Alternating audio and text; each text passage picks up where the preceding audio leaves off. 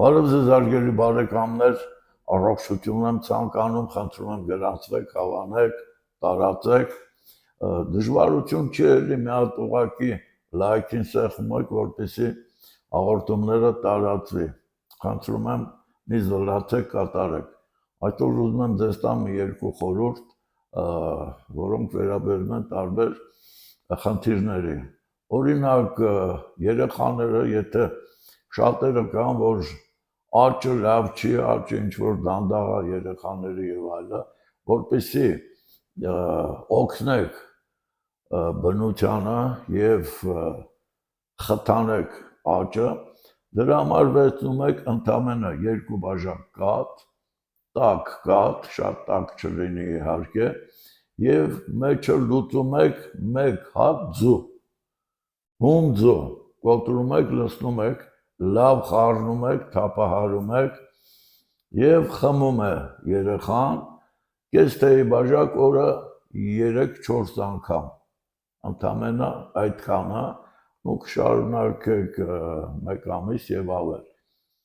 Մյուսը հեմոգլոբինը բարձրացնելու համար, հատկապես սակավարյունություն ունեցողներին, վերցնում եք 300 գրամ գազար, 300 գրամ բազուկ, անցկացնում եք այդ քերիչով, լավ քերում եք, մանրացնում եք, խառնում եք 300 գրամ մեղր,